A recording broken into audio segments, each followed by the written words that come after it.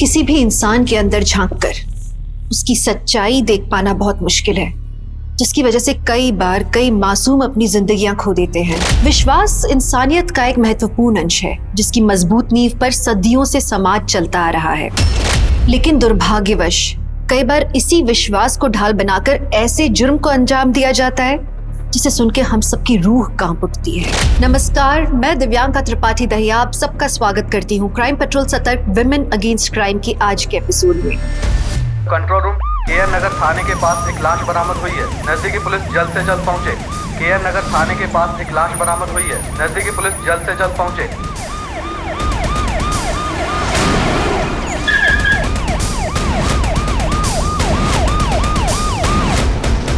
हटिए।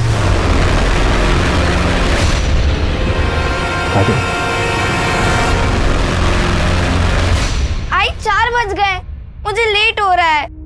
अच्छा रुक बेटा, थोड़ा सा नाश्ता कर ले, दोपहर में भी तुमने कुछ नहीं खाया आई था। बहुत जरूरी क्लास है, कल भी तुमने खाने के चक्कर में मुझे लेट करा दिया था। मैं आके पक्का खा लूंगी। बेटा थोड़ा सा तो खा लेना, थोड़ा सा। तो बैग लेके कहाँ जा रही? हाँ बोला था ना, ये ट्यूशन जाने की कोई जरूरत नहीं है। घर पे बैठ, स्कूल क्या जाने दिया, पढ़ निकाला है तेरे। दिन भर बस बाहर जाने का मौका चाहिए इसे, और कुछ नहीं है। सुनिए ना, जाने दीजिए इसे, कल स्कूल में टेस्ट है। तो चुप कर, असल मुसीबत की जड़ तो तू ही है।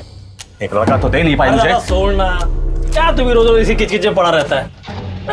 जी पढ़ना चाह रही है, पढ़ने दे। अरे जो करना है करे। इन दोनों माँ बेटी ने नाक में दम कर रखा है मेरा। नहीं होती तो अच्छा होता। अरे दादा,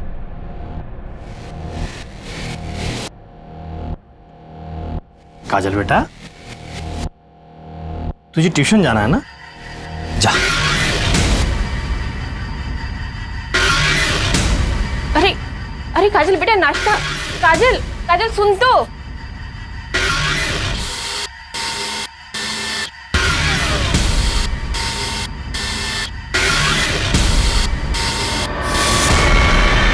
काजल बेटा, बेटा आराम से जाना। हाँ बाय। आई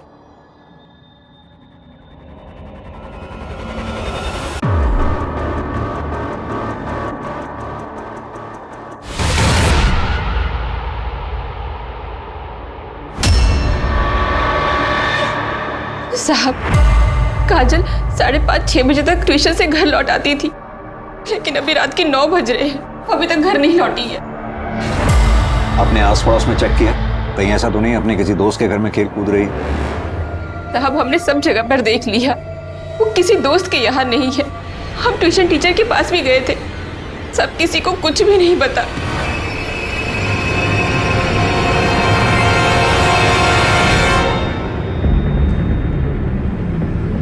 आप लोगों की किसी से कोई दुश्मनी या झगड़ा वगैरह?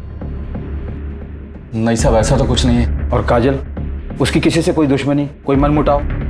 साहब वो सिर्फ 13 साल की, उसकी किसी से क्या दुश्मनी होगी? साहब हमारे पड़ोस में एक लड़का रहता है, शुभम, 16 साल का है। 2 दिन पहले उसकी काजल के साथ कहासुनी हुई। सॉरी।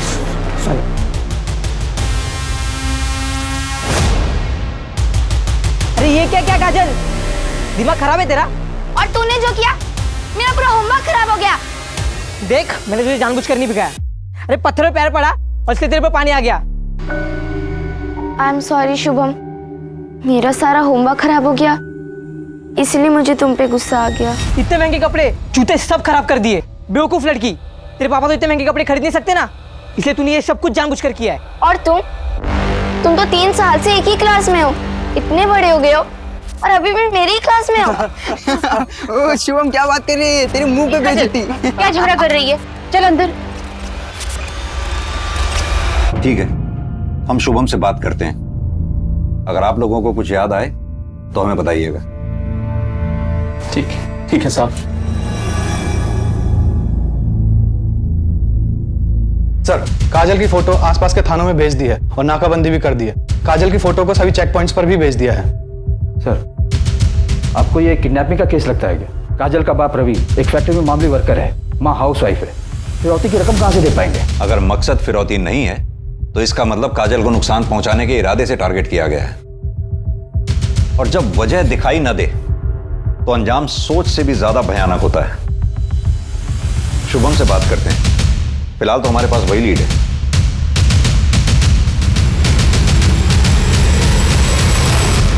नहीं नहीं सर, हमारी लड़ाई हुई थी, मगर इसका मतलब ये थोड़ी ना है कि मैं उसको नुकसान पहुंचाऊंगा। काजल को आज ट्यूशन में देखा था? हाँ सर, मैंने देखा था उसे, मगर हमारी बात नहीं हो पाई। वो क्लास छुट्टी निकल गई थी।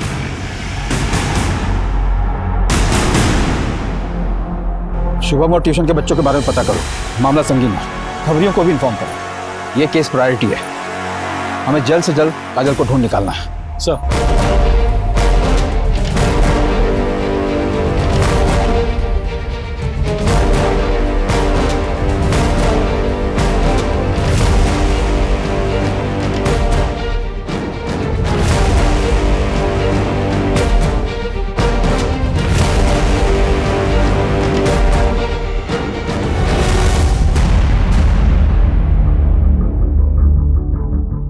दिन बीत गए यादव, हमारे हाथ अभी तक कुछ नहीं लगा।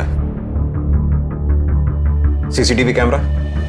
सर ट्यूशन से लेकर घर तक के सारे रास्ते चेक किए, कहीं कोई सीसीटीवी कैमरा नहीं मिला। आसपास के एरिया की चेकिंग जारी है, लेकिन हमारे हाथ में कुछ नया लगेगा इसके चांसेस बहुत कम है सर। समय निकलता जा रहा है यादव, हमें यह भी नहीं पता काजल इस वक्त कहां होगी, किस हाल में होगी।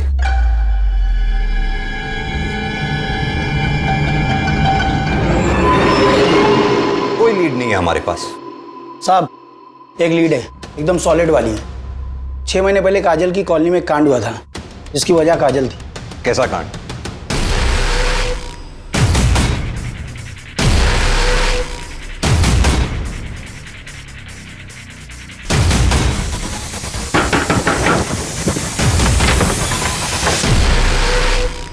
छह महीने पहले हमारे घर में पूजा थी, तब मैंने काजल को आस पड़ोस में प्रसाद देने के लिए भेजा था। सविता मौसी, सविता मौसी।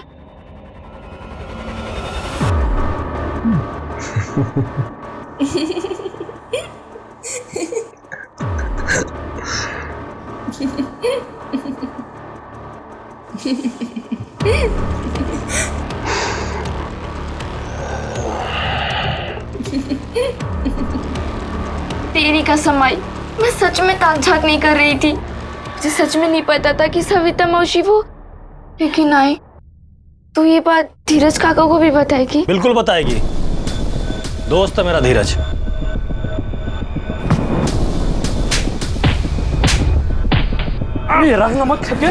क्या बता सकते हैं नितिन कहाँ मिलेगा? सुना है आजकल वो जानीपुर में रहता है, चंदू के पास उसका पूरा एड्रेस जरूर होगा।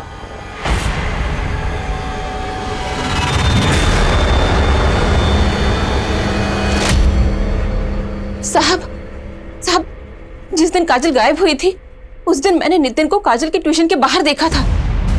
कहीं उसी ने तो हमारी काजल को। काजल कहाँ है? मुझे नहीं पता साहब। 17 सितंबर की शाम 5:30 से 6:30 बजे के बीच में कहाँ था तू? मुझे याद नहीं आ रहा साहब, शायद काम पर था। काम? कौन सा काम? हम जानते पिछले 6 महीने से तू किसी काम पर नहीं है। वो मेरा मतलब है कि मैं काम ढूंढ रहा था। 6 महीने पहले तक तेरे पास सब कुछ था, पैसा, अच्छी नौकरी, लड़की। अचानक सब छू मंतर हो गया। घर बैठे बैठे काफी फ्रस्ट्रेट हुआ होगा ना? हाँ, उस बेवकूफ लड़की की वजह से, काजल, जिसने मेरी जिंदगी बर्बाद कर दी, और उसका चाचा वो चंदू कुछ ज्यादा ही उछल रहा था। और इसी बात का बदला लेने के लिए तूने प्लान बनाया, काजल को किडनैप कर लिया। मैंने ऐसा नहीं किया साहब, मैं पिछले 6 महीनों से उस कॉलोनी में गया ही नहीं। कॉलोनी में नहीं गया? 17 सितंबर की शाम काजल की मां मनीषा ने तुझे उसी कॉलोनी में देखा था। क्या करने गया था वहां? सच सच बता दे, वरना तेरा वो हाल करूंगा कि तू कुछ भी करने लायक नहीं रहेगा। अक्सर जाता हूँ, पर सिर्फ सविता को देखने के लिए। आई शपथ, मैंने कभी काजल के लिए बुरा नहीं सोचा।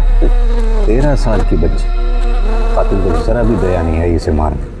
कितनी बुरी तरह से मारा है। लोग हम लोग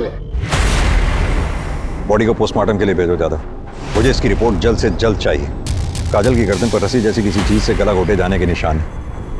अपनी टीम से कहो आसपास का एरिया अच्छी तरह से सर्च करें। जी सर, टीम पूरी एरिया को अच्छी तरह से सर्च कर रही है। छोटे से छोटा क्लू भी पीछे नहीं छोड़ेंगे सर। ये किलर जो कोई भी है, इसे हर हाल में पकड़ना होगा। जी सर।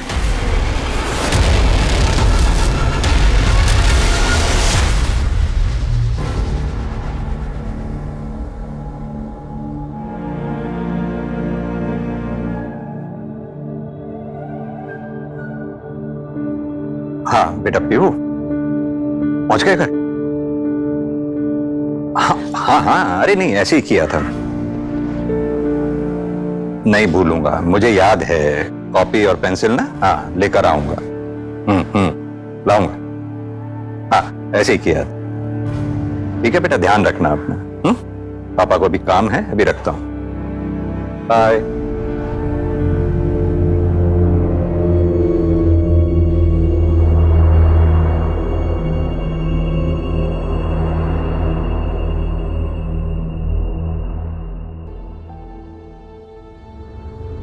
गौरी, अब हमारा अपना घर होगा।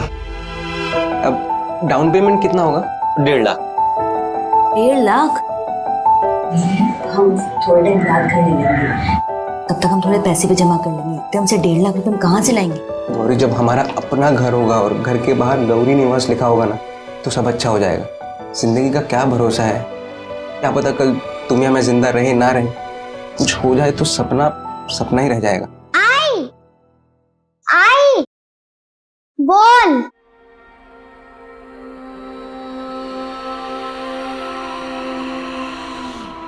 आई खुशबू, खुशबू आई, आई खुशबू।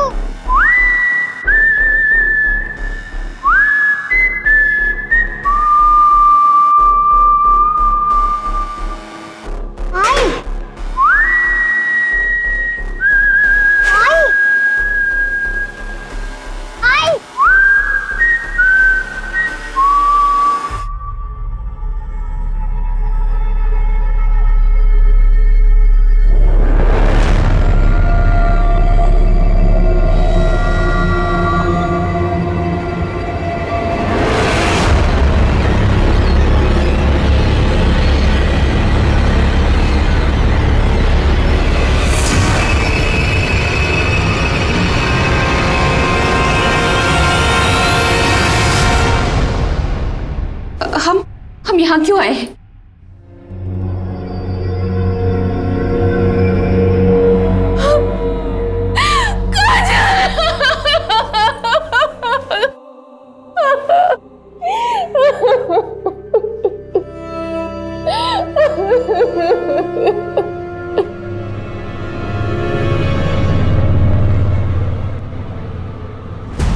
काजल के मर्डर से पहले उसके साथ कई बार रेप किया गया था।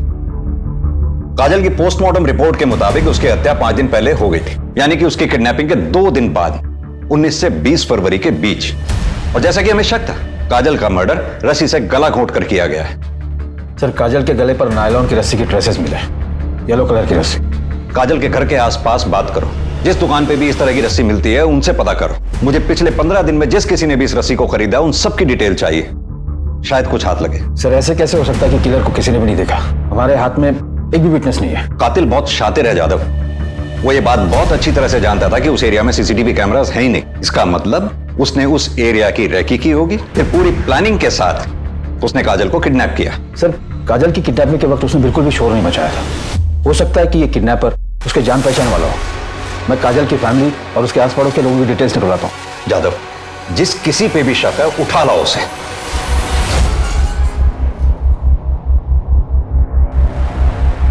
पुलिस हर उस इंसान के बारे में पता लगा रही थी जो किसी भी तरह से काजल से जुड़े हुए थे, लेकिन उनकी नजरों से दूर, सोच से परे एक और अपराध अपनी जड़ें बिछा रहा था। एक और मासूम का शिकार होने वाला था। पापा! लेकिन पुलिस को इसके बारे में दूर दूर तक कोई अंदेशा नहीं था।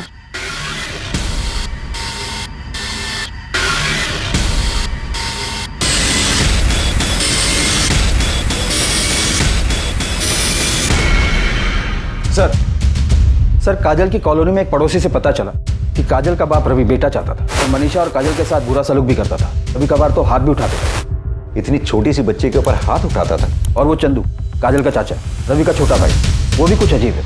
उसे बच्चों से कुछ ज्यादा ही लगाव है। हमेशा कॉलोनी के बच्चों के आसपास ही रहता है, कभी मिठाई तो कभी चॉकलेट देकर अपने पास बुलाता रहता है।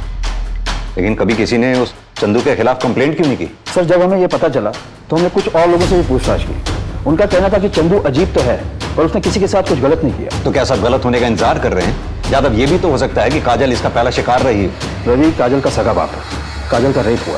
एक बाप अपनी बेटी के साथ ऐसा कुछ भी हो सकता है यादव। इंसान को जानवर बनने में सिर्फ 1 सेकंड लगता है। अरे साहब, आप असली मुजरिम को पकड़ने के बजाय हम लोग को फंसा रहे हैं। अरे मैं बाप हूं उसका, सोच भी कैसे सकते हैं आप ऐसा?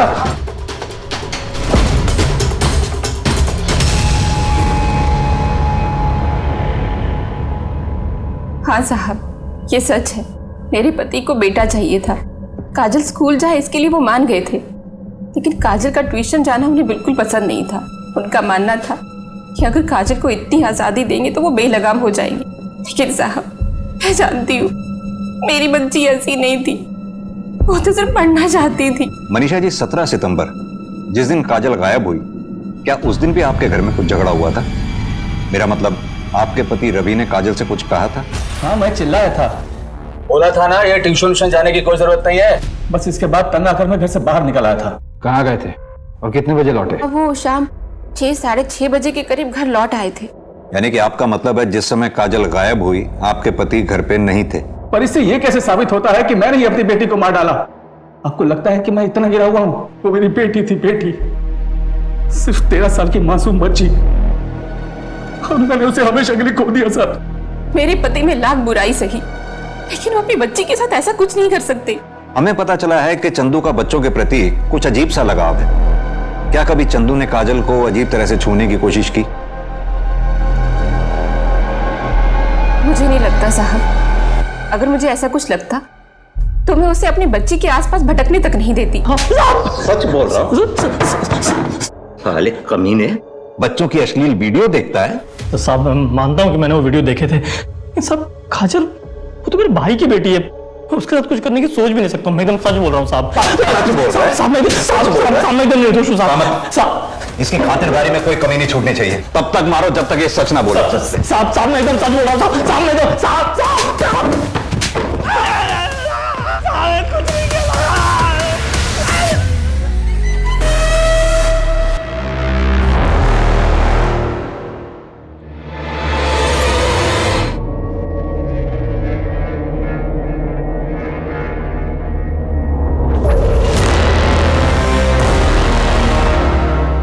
बाबा, आप आ गए? तुम्हारा बायोलॉजी का टेस्ट था ना, कैसा गया? ठीक था बाबा। तुम खाना लगा दो, मैं हाथ मुंह धोकर आता हूँ।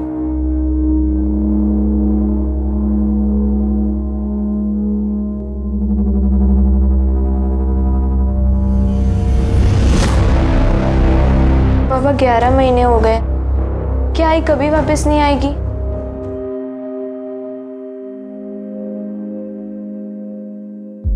आएंगी बेटा, क्यों नहीं आएंगी?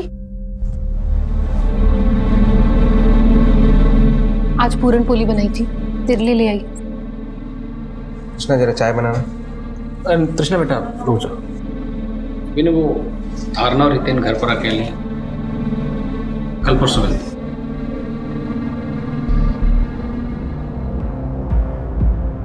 मुझे लगता है ये विनय को ना गौरी को भूलकर अब आगे बढ़ जाना चाहिए। ऐसा क्यों बोल रहे हैं आप? अगर गौरी को लौट कर आना होता तो इन 11 महीनों में लौट आती, तो पुलिस ने भी उसको ढूंढना बंद कर दिया। मतलब पुलिस भी जानती है कि वो अपने मन से भाग कर गई है। तेरी इस गौरी ने मुझ पर भी डोरे डालने की कोशिश की थी। शुक्र मना कि मैं उसके काबू नहीं आया।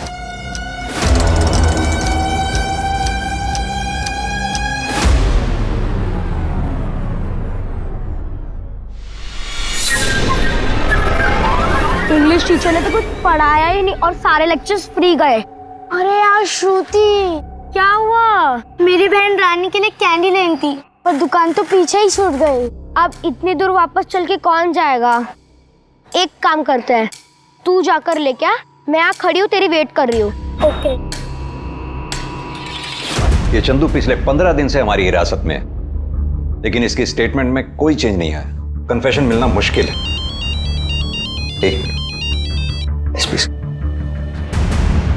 जी सर, जय हिंद सर।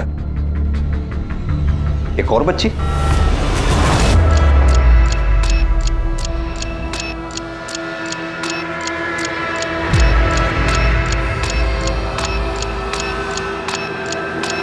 और चाहिए? मेरे पास बहुत सारा है। हाँ, ये मेरा फेवरेट है। पता है, मेरी गाड़ी में बहुत सारा रखा है, आ देता हूँ। एक और बच्ची किडनैप हुई, इसका नाम श्रुति है, टीलागंज एरिया से। हमें टीलागंज की पुलिस के साथ मिलकर काम करना होगा। एक और मासूम उस जानवर के शिकंजे में फंस गई थी और इस बार भी ये शिकार दिन दहाड़े खुले आम हुआ, वो भी श्रुति के घर से 5 मिनट की दूरी पर। पिछली जीत उसके सर चढ़ने लगी थी, वो खुद को भगवान मानने लगा था, इतना शक्तिशाली जिसे कोई पकड़ नहीं सकता। पुलिस पहली बच्ची काजल को बचाने में नाकाम थी। गौरी के बारे में पुलिस को कुछ भी नहीं पता था और अब तीसरी बच्ची भी किडनैप हो गई थी। क्या था आखिर श्रुति के नसीब में आगे? क्या ये केसेस आपस में जुड़े हुए थे या पुलिस अलग अलग क्रिमिनल से डील कर रही थी? क्या पुलिस गुमराह होकर सच में गलत राह पर चल पड़ी थी या इस केस का और भी भयानक रूप अब तक किसी के सामने नजर नहीं आया था? सर, ये बच्ची है श्रुति सिंह, उम्र 10 साल। कल दोपहर को लगभग 1 बजे के आसपास जब ये स्कूल से लौट रही थी, इसे किडनैप कर लिया गया। बेटा श्रुति कहाँ है? उसे स्कूल से आने में लेट होगा क्या? आंटी, मैं श्रुति से बात नहीं करूंगी। उसने बोला था वो मेरे लिए वेट करेगी और वो चली गई। चली गई? कहाँ चली गई? वो कोई अंकल थे। कौन अंकल? पता नहीं। मैं जब कैंडी लेकर मुड़ी तो मैंने देखा वो उनके साथ जा रही थी। मैंने उसे बहुत आवाज दी, फिर भी वो नहीं रुकी। सर, मैंने मीना से पूछताछ करी लेकिन हमें कुछ खास पता नहीं चला। उस आदमी का कोई ट्रेस मिला? नहीं सर, ये आदमी बहुत ज्यादा शातिर है। शर्मा, तुम्हें क्या लगता है श्रुति और काजल इन दोनों का किडनैपर सेम है? सर, किडनैपर का विक्टिम प्रोफाइल काफी सिमिलर है। काजल और श्रुति दोनों की एज लगभग बराबर है सर, 10 साल और 13 साल। किडनैपिंग का तरीका भी बिल्कुल सिमिलर है सर। किडनैपर आया, बहुत आराम से लड़की को उठाया और हवा में गायब सर। किसी ने कुछ नहीं देखा, किसी के पास कोई एविडेंस नहीं है, कोई सीसीटीवी फुटेज नहीं है और बाद में इन दोनों की फैमिलीज को कोई रैंसम की कॉल भी नहीं आई। सिमिलरिटीज तो है और हमें इतनी जल्दी कंक्लूजन पर नहीं आना चाहिए। कहीं हम एक ही आदमी को ढूंढते रहे और किलर विक्टिम का कोई अपना ही हो। एक काम करते हैं, केस को इन्वेस्टिगेट करते हैं, देखते हैं क्या निकलता है। Right sir.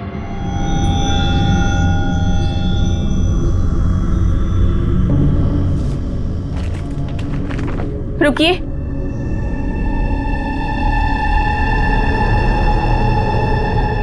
आपके लिए मैंने पुलिस से झूठ बोला। जिस दिन काजल का कत्ल हुआ आप घर नहीं आए थे। कहीं पुलिस जो कह रही है वो सच? क्या बोला तूने? वो तो पुलिस वाले हैं, उनका काम है शक करना, पर तू ऐसा कैसे सोच सकती है? दोबारा ऐसी बकवास की ना तो जान से मार दूंगा। एक तरफ काजल की मौत की खबर से मनीषा और रवि के बीच की दरार और बढ़ रही थी और दूसरी तरफ पुलिस के पास एक और दिल दहलाने वाला केस आया। शहर से दूर डेड बॉडीज मिली, एक नहीं बल्कि 2। किलर का लगता है, फॉरेंसिक के लिए भेजो इसे। सर। हाँ सनी। श्रुति के कॉलोनी में काफी पूछताछ की, एक इन्फॉर्मेशन हाथ लगी है। क्या इन्फॉर्मेशन? श्रुति के पड़ोस में एक कपल रहता है, मंजू और किशन पाटिल नाम का। इनके अपने कोई बच्चे नहीं हैं और श्रुति का इनके घर काफी आना जाना था, यहाँ तक कि वो अपने घर से ज्यादा इन्हीं के घर पे रहती थी। देख श्रुति, तेरे लिए भजिए लाई। अच्छा है ना? बहुत अच्छा है। तुम्हें श्रुति को हमेशा के लिए अपने पास रखना। हो सकता है इन दोनों ने श्रुति को गायब किया है ताकि उसे अपने पास रख सके। इन दोनों के बायोडाटा निकलवा और पुलिस स्टेशन बुलवा। सर। सर, उस औरत का नाम गौरी शिंदे था और वो बच्चा उसका बेटा था रुजुल शिंदे। कुछ 11 महीने पहले गौरी के पति विनय ने उन दोनों की मिसिंग कंप्लेंट भी लिखवाई थी। 11 महीने? जी सर। तब आप इस ब्रांच में नहीं थे, पर मुझे केस थोड़ा याद है। गौरी अपने बेटे को लेकर मार्केट के लिए निकली अपने घर से, पर वापस नहीं लौटी। कोई सस्पेक्ट? सर, हमने उसकी फैमिली और आस पड़ोस के लोगों से पूछताछ भी की थी, पर कुछ खास हाथ नहीं लगा था। उन दोनों की पोस्टमार्टम रिपोर्ट्स कब तक आएंगी? कल तक मिल जाएगी। ओके।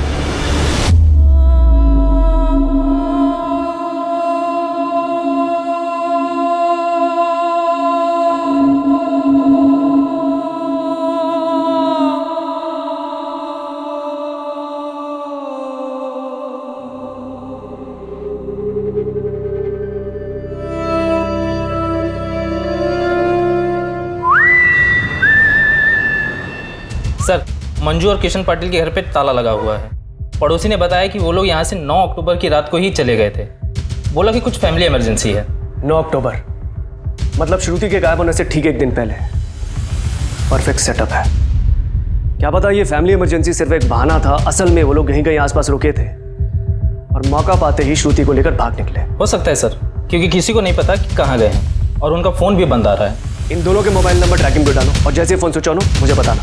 सर अब मैंने बहुत सोचा, ऐसे किसी आदमी को नहीं जानता जो मेरे गौरी और रुजुल के साथ ऐसा कुछ कर सके। मुझे तो अभी तक समझ में नहीं आ रहा है कि कोई उनके साथ ऐसा जानवरों जैसा सुलूक क्यों कर। कोई ऐसा शख्स जिससे तुम्हारी दुश्मनी रही हो या फिर गौरी के साथ किसी का झगड़ा हुआ हो? ऐसा कुछ नहीं हुआ था सर। उस दिन भी गौरी ऐसे ही मार्केट गई। विनय, मैं मार्केट जा रही हूँ। अच्छा, मार्केट जाते जाते बैंक हो आना, वो किस्त जमा करने की तारीख पता करनी है ना। लेकिन बैंक तो दूसरी तरफ है, मैं तो बस यहाँ मार्केट तक जा रही हूँ। एक काम करती हूँ, मैं बैंक कल चली जाऊंगी। कोई बात नहीं, चलो बाय बाय बोलो पापा को। वो आखिरी बार था जब मैंने उन दोनों को देखा था। सर, ये तो आपको पहले भी बताया था। आप फोन पे भी पूछ सकते। वैसे आपको कातिल के बारे में कुछ पता चला? मेरा मतलब, आपको शक है किसी? हमें जैसे कुछ पता चलेगा विनय, हम आपको बता देंगे। सर, गौरी और रुजुल की पोस्टमार्टम रिपोर्ट आ गई है। मर्डर 5 दिन पहले हुआ, रस्सी से गला घोटकर, अराउंड 5 से 6 अक्टूबर के बीच। रिपोर्ट के मुताबिक गौरी की बॉडी पे काफी असॉल्ट मार्क्स। सर, मैंने गौरी के पति विनय और उसके बहनोई शंकर से भी बात की। विनय तो शोक में था, पर उसका बहनोई शंकर मुझे कुछ गड़बड़ लगा। एक काम करो, उस्मान से कह के शंकर का काला चिट्ठा निकलवाओ और मुझे अपडेट देते रहना। जी सर। हाँ शर्मा, बोलो। क्या?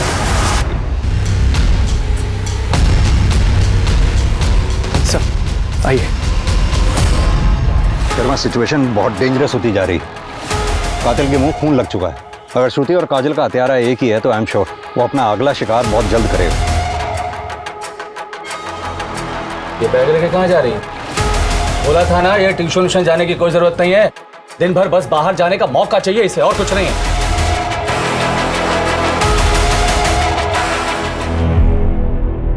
साहब, अभी आपने मेरे को इधर क्यों बुलाया? मुझे पता चला कि तू गौरी को बहुत ज्यादा ही पसंद करता था। उसकी दोस्त ने बताया कि उसकी शादी से पहले तू उस पर डोरे भी डालता था, लेकिन उसकी मौत की खबर सुनकर ज्यादा दुखी नहीं हुआ तू। उसकी ना बर्दाश्त नहीं कर पाया, इसलिए उसे जान से मार डाला, है ना? अरे साहब, कुछ भी बोल रहे हैं आप। ठीक है, गौरी मुझे पसंद थी, सुंदर थी, मेरा दिल आ गया था उस पर साहब मैंने कभी उसके साथ कोई जबरदस्ती नहीं की। इसलिए क्योंकि तू उसकी बहन का पति है? नहीं साहब, इसलिए क्योंकि मुझे कभी गौरी के साथ जबरदस्ती करने की जरूरत ही नहीं पड़ी। साहब, अभी वो इस दुनिया में नहीं है, पर आपको एक बात बोलूं, वो जितनी भोली दिखती थी ना, उतनी थी नहीं। मुझे भी देर हो रही है, मैं भी चलती हूँ। अरे कहाँ हो? अच्छा ठीक है, चली जाना। मैंने तेरी मनपसंद पूरन पोली बनाई है, मैं अभी डब्बे में पैक करके तुझे देती हूँ। ताई, अरे रुकना 2 मिनट, 2 मिनट। चिकन भी ले गया।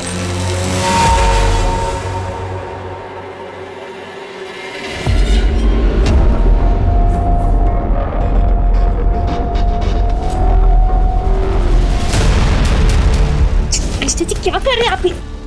थोड़ा मुझे, यही मैं चिल्लाऊंगी अब।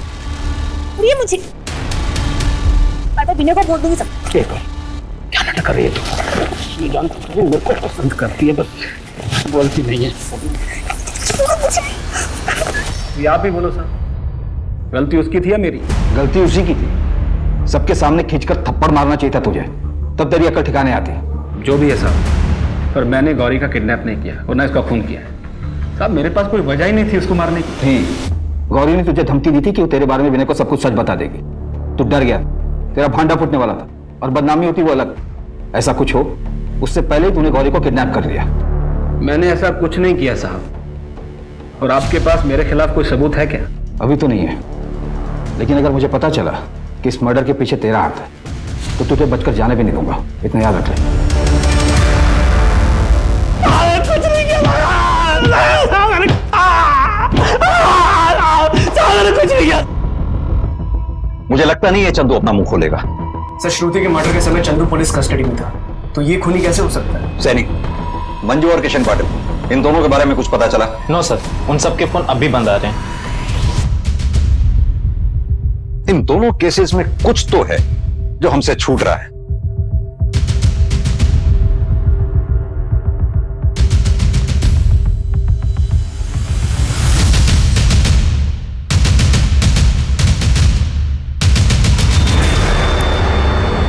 यादव, दोनों क्राइम स्पॉट्स जहां से हमें श्रुति और काजल की डेड बॉडीज मिली हैं, उसके आसपास का एरिया दोबारा से सर्च करा।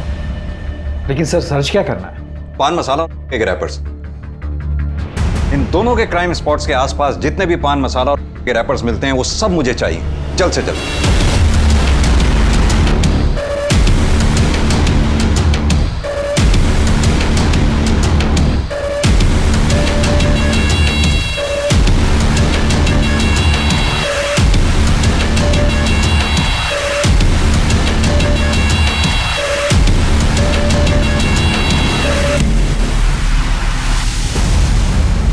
मेरा अंश सही है, शायद इसी ब्रांड का रैपर मैंने रुजुल की पॉकेट से बरामद किया था, और यही सेम रैपर्स मैंने वहां देखे थे जहां से श्रुति और काजल, इन दोनों की बॉडीज हमें मिली थी। और अब उन लेंस में भी हमें यही रैपर मिले जहां से श्रुति और काजल को किडनैप किया गया था। लेकिन सर, ये तो बहुत ही कॉमन ब्रांड है, मुझे नहीं लगता कि ये तीनों केसेस आपस में कनेक्टेड है। नहीं जादव, मुझे स्ट्रांगली लग रहा है, क्योंकि रुजुल और गौरी को जहां से किडनैप किया गया था वहीं पीछे एक दरगाह है। जाहिर सी बात है, दरगाह के आसपास इत्र की दुकानें होती हैं। श्रुति की बॉडी पे से मुझे एक इत्र की स्मेल आ रही थी। हालांकि उस समय मैं उस बात को कनेक्ट नहीं कर पाया, लेकिन अब मेरी समझ में आ रहा है, हो सकता है कि वो इत्र अपना किलर इस्तेमाल करता हो। सर, ये तो ब्लाइंड गेम है। आई नो ज्यादा, लेकिन अभी फिलहाल हमारे पास यही एक थ्योरी है और इसी थ्योरी को लेकर हमें आगे बढ़ना होगा। चारों की हत्या नायलॉन की रस्सी से गला घोंट कर की गई, और ये चारों किडनैप होने के बाद जैसे हवा में गायब हो गए। श्रुति, काजल और गौरी को बार बार रेप किया गया। सर, विक्टिम प्रोफाइल डिफरेंट है। श्रुति और काजल माइनर्स है, पर गौरी ग्रोन अप है।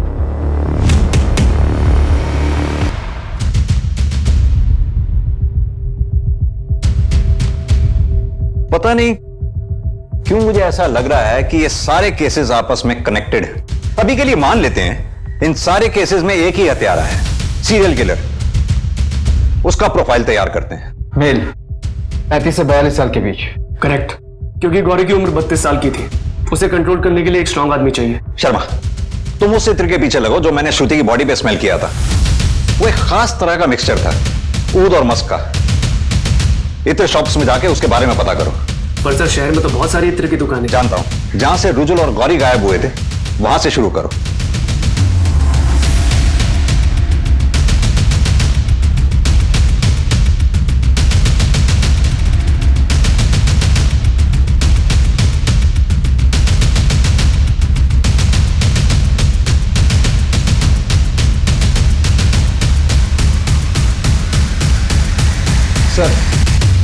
सर, मैंने तीनों विक्टिम काजल, श्रुति और गौरी के घर के आसपास के सभी पान की दुकानों पर पूछताछ की, पर प्रॉब्लम वही की वही है।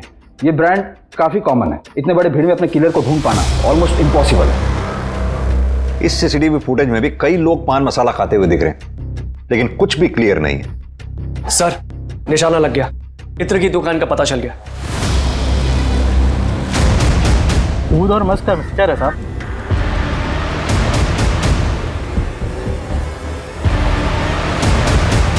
एग्जैक्टली वही खुशबू है। हमें उन सभी लोगों के नाम और नंबर चाहिए जो ये वाला इत्र इस्तेमाल करते हैं। ठीक है साहब।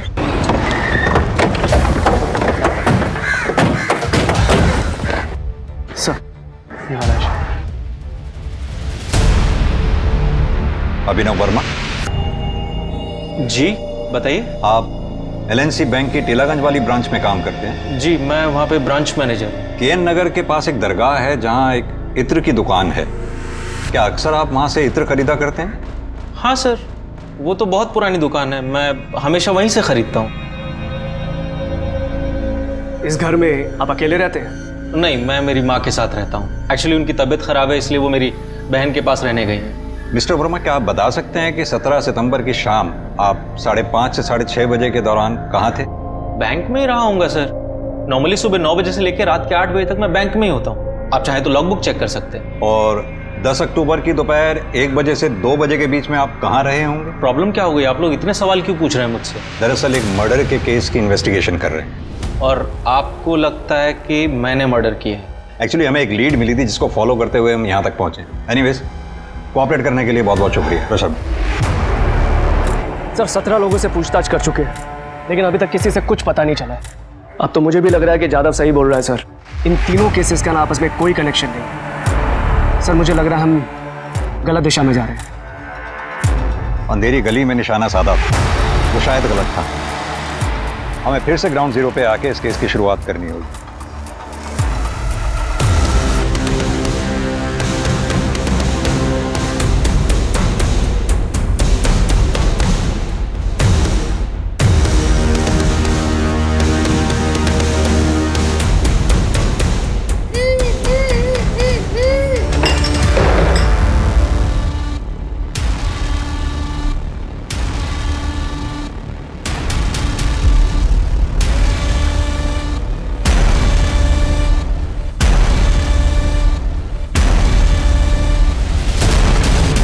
मैं आपको ही कॉल करने वाला था।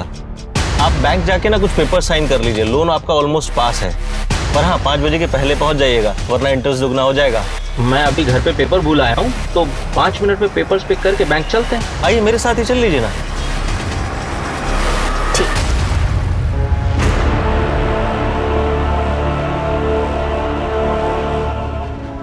जैसे मैंने हासिल किया, गौरी को मैंने सब कुछ दिया सर। और बदले में मैं क्या चाहता था? जब चाहूँ, जहाँ चाहूँ उसके साथ खेल सकूँ। उसका छटपटाना, दूर भागना, ये सब मुझे और आकर्षित करने लगा था उसकी तरफ। तो फिर तूने गौरी को मारा क्यों? इनफैक्ट गौरी से पहले काजल को क्यों मारा? क्योंकि वो मेरे सर का दर्द बन चुकी थी सर। तूने गौरी को इतने टाइम तक जिंदा रखा, उसके बेटे का इतना ख्याल रखा, वो भी 11 महीने तक। फिर ऐसा क्या बदल गया जो तूने उन दोनों को मार डाला? क्योंकि सर मैं थक गया था। रुजुल का रोज रोज का रोना धोने से छुटकारा पाना चाहता था, और मेरे अंदर कुछ बंधा हुआ सा था जो मुझे उन्हें मारने से रोक रहा था। जब मैंने पहली बार काजल को मारा तो वो टूट गया। आप लोग क्या लेंगे, चाय? Excuse me. और उसकी वो पायल, पता नहीं क्या हुआ मुझे कि मैं उसके बाद उसे भूल ही नहीं पाया। कुछ अलग सा ही नशा था, ऐसा चढ़ा कि उतरने का नाम ही नहीं ले रहा था। सोते जागते, उठते बैठते, खाते पीते, हर समय मुझे वही दिखाई देती थी। मैं उसे हर हाल में हासिल करना चाहता था। काजल, श्रुति, प्रिया 10 से 12 साल की थी, बच्चियां ही क्यों? क्या है ना सर, इंसान रोज दाल चावल खा के चेंज तो चाहता ही है ना। मुझे अब बिरयानी खानी थी। बिरयानी खानी थी? बिरयानी खाएगा? बिरयानी खाएगा? दरअसल तू इंसान है ही नहीं, जानवर से भी बदतर है तू।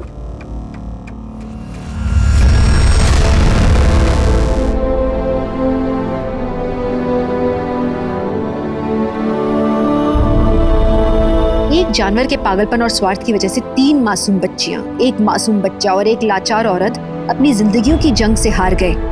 इन सभी के सामने इनकी आगे की पूरी जिंदगी पड़ी थी। किसी विक्टिम के पति और बच्चे थे, किसी के माँ बाप थे, एक परिवार था जिन्हें वो पीछे छोड़ गए। दुनिया में अभिनव जैसे कई दरिंदे हैं जो बिना पलक झपकाए बड़े से बड़ा अपराध कर जाते हैं, और इसीलिए जरूरी है कि हम अपनी आंखें खुली रखें, अपने आसपास हो रही गतिविधियों पर पूरी नजर रखें। किसी भी इंसान पर आसानी से विश्वास करने से पहले आप 2 बार सोचें। क्या और क्यों जैसे सवाल पूछने से नुकसान नहीं होता, बल्कि कुछ बुरा होने से आप रोक सकते हैं। साथ ही अपने बच्चों को समझाएं कि अगर कोई अनजान आदमी कुछ सामान देकर या कोई कहानी सुनाकर अपने साथ ले जाने की कोशिश करता है तो किसी भी हालत में उसके साथ न जाएं। और अगर कोई जोर जबरदस्ती करता है तो जोर जोर से जितना चिल्ला सकते हैं उतना चिल्लाएं। ये बातें हम सबको पता है, लेकिन जरूरी है कि हम अपने बच्चों के सामने इन बातों को दोहराते रहें ताकि ये बातें उनके जहन में उतर जाएं और उनके नेचुरल रिफ्लेक्स का हिस्सा बन जाएं।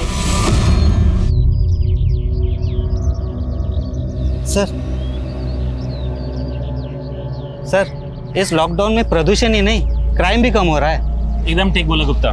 पिछले 1 महीने में सिर्फ 3 मर्डर और 2 रेप केस की रिपोर्ट हुए अपने थाने में।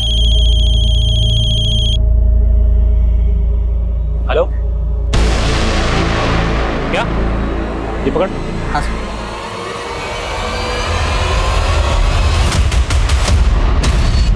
2020 एक ऐसा साल जिसने दुनिया भर में लोगों की आदतें, सोच और पूरी की पूरी जिंदगी को बदल के रख दिया।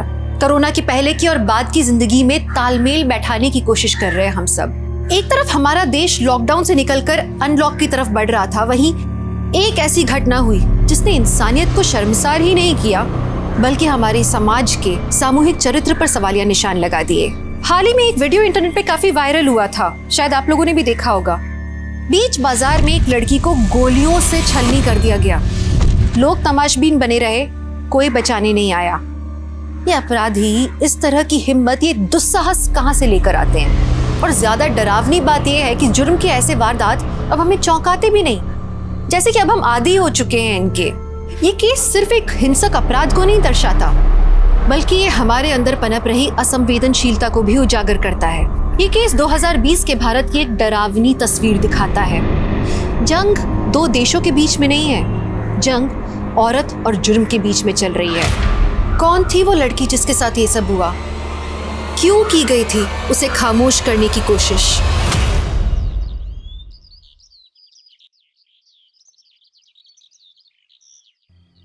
अंकुर की कहानी से हमें एक सबक मिलता है।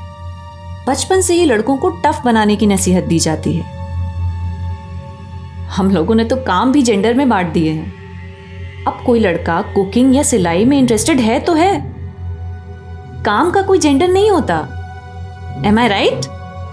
अब मिलेंगे अगले ब्लॉग में एक ऐसी ही मोटिवेशनल कहानी के साथ। अंकिता, कॉलेज के लिए देर हो रही है बेटा, जल्दी करो। आई माँ। कैसी टीचर है ये? कॉलेज में बच्चों को पढ़ाती है पर खुद की सेहत का बिल्कुल भी ध्यान नहीं रखती है। अरे वाह मम्मी, आलू पराठा गरम है। अरे विमल, ये क्या कर रहा है? ये तेरी दीदी के लिए है, उसे कॉलेज जाने के लिए देर हो रही है बेटा। सब अंकिता दीदी के लिए, मुझे तो कोई पूछता ही नहीं है। पहले अंकिता की तरह मेहनत कर और अपनी पहचान बना, है ना? उसके बाद तुझे भी रिस्पेक्ट मिलेगी, हमसे ही नहीं बाकी सबसे भी। अरे पापा, क्यों प्रेशर डाल रहा है विमल पर? विमल, तेरे लिए बाद में बनाती हूँ, ले तू खा ले बेटा। अंकिता, सारे स्कूल और कॉलेज के लेक्चर ऑनलाइन चल रहे, तेरा कॉलेज ही अजीब है। अरे तू भी तो घर से ऑनलाइन क्लासेस कर सकती है ना? है बेटा, फिक्र होती है तेरी। पापा, फिक्र की कोई बात ही नहीं है। हम सारे गाइडलाइंस फॉलो कर रहे हैं। क्लास में सिर्फ 10 बच्चे ही अलाउड हैं और हम सोशल डिस्टेंसिंग भी अच्छे से मेंटेन कर रहे हैं। वैसे भी पापा, स्टूडेंट्स का लास्ट ईयर है ना, तो उनके करियर का सवाल है। सबकी फिक्र करती है, थोड़ी अपनी भी फिक्र किया कर। उसके लिए आप लोग हो ना।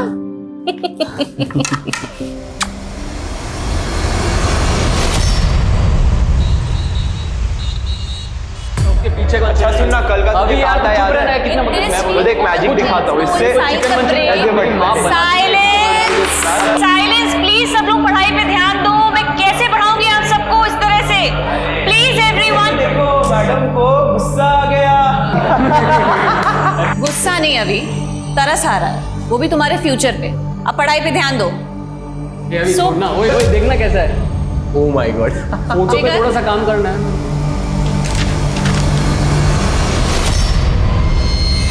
ये क्या है? आपका नाम तो लिखा नहीं है मैंने, और वैसे भी आप इतनी सुंदर नहीं हो कि मैं आपकी फोटो बनाऊंगा।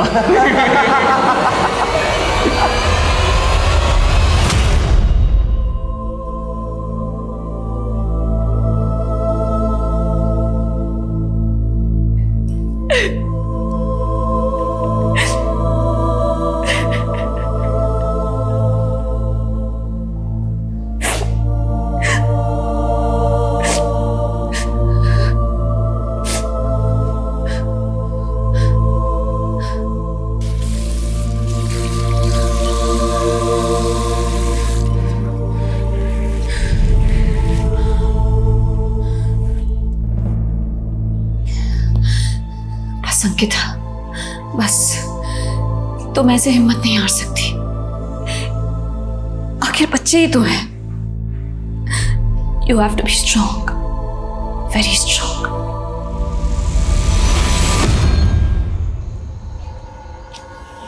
भैया भैया भैया, आप मेरे को मोती नगर तक छोड़ दोगे क्या, आगे तक? अरे भाई, तुम गलत रास्ते पे हो, मोती नगर उधर है। अरे भाई, गलत रास्ते पर तो तुम आ गए हो।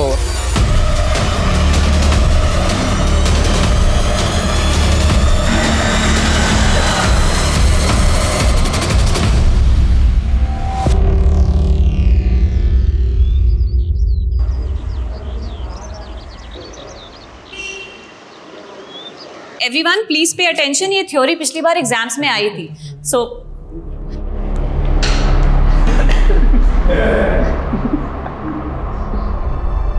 बहुत मजा आ रहा है ना आप लोगों को, लेकिन याद रखना 25% मार्क्स इंटरनल हैं, वो इंटरनल के मुझे आपको देने हैं आपके ये क्लास परफॉर्मेंस के अकॉर्डिंग। ये अभी देख हमको धमकी दे रही है। धमकी नहीं दे रही हो, सच कह रही हो। मुझे नहीं लगता है कि आप लोग पढ़ाई में बिल्कुल भी इंटरेस्टेड हैं। Yes, not interested. तो चलो आज फिर कुछ बातें कर लेते हैं। चलो बातें करते हैं। तो ऐसा करते हैं कि मैं अपना एक सीक्रेट आप लोगों से शेयर करूंगी और उसके बाद आप अपनी बातें मुझसे शेयर कर सकते हैं। जब मैं 16 साल की थी तभी आपको पहला प्यार हुआ था, है ना मैडम? जब मैं 16 साल की थी तब मेरे साथ बहुत बुरा हुआ था।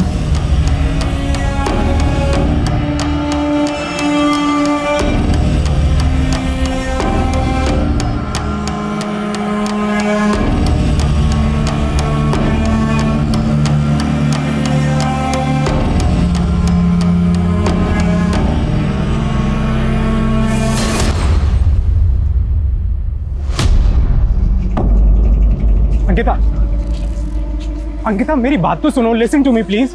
अंकिता, कितनी बार सुनूं मैं तुम्हारी बात? जवाब भी तो दे चुकी हूँ, तुम समझ क्यों नहीं रहे हो? अंकिता मैं अपने भाई जैसा नहीं हूँ। वो तुम्हें देखने आया, पापा ने दहेज मांगा, गलत किया, लेकिन तुमने उनका जिस तरह से जवाब दिया, तुम्हारी उसी बहादुरी की वजह से मुझे तुमसे प्यार हो गया। लेकिन मैं तुमसे प्यार नहीं करती हूँ नवीन, तुम समझ क्यों नहीं रहे हो? और मैं तुमसे शादी नहीं करना चाहती हूँ। प्लीज मेरा पीछा मत करो, प्लीज। अंकिता मेरी बात,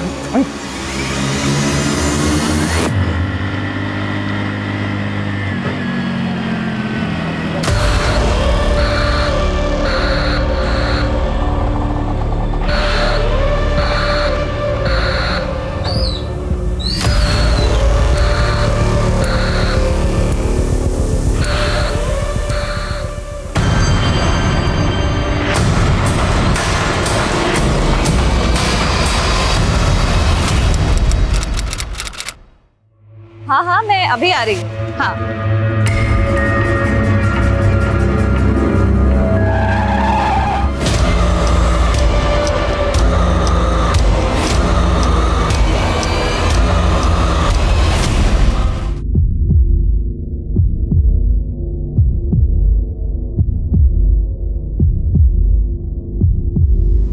दिन दहाड़े पब्लिक प्लेस में एक लड़की पर गोलियां चलाई गई। गोलियां मारने वालों का मंसूबा साफ था, उन्हें उस लड़की को मारना था।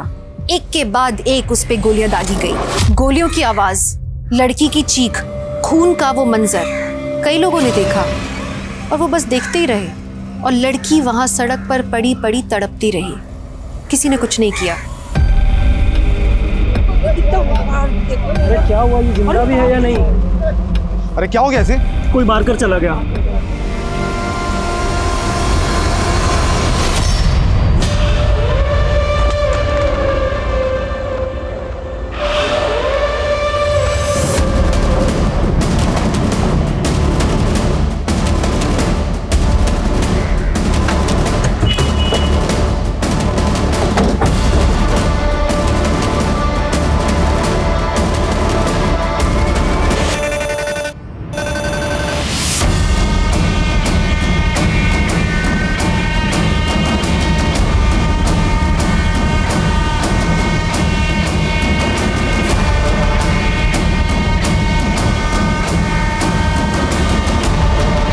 साहब यहाँ से मैं भागते हुए आया, फिर देखा तो यहाँ पे एक वैन खड़ी हुई थी।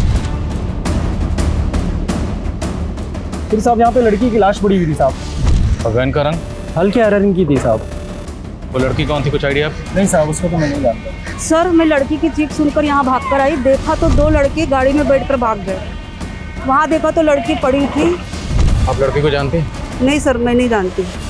दिल्ली और हरियाणा बॉर्डर पे अलर्ट भेजो, कोई भी हल्के हरे रंग की वैन बिना चेकिंग के बॉर्डर क्रॉस नहीं करनी चाहिए। Yes sir. लड़की को कौन सा हॉस्पिटल में लेकर गए? लड़की अभी कोमा में है, 5 गोलियां लगी थी। बच तो जाएगी ना? अभी ये कहना मुश्किल है। लड़की की सांस अभी तक चल रही है, ये एक मिरेकल ही है। ऑपरेशन करना पड़ेगा क्योंकि बहुत सारे इंटरनल ऑर्गन्स डैमेज्ड हैं। एक तस्वीर ले सकते हैं? हमें शिनाख्त के लिए ज़रूरत है। जी आइए।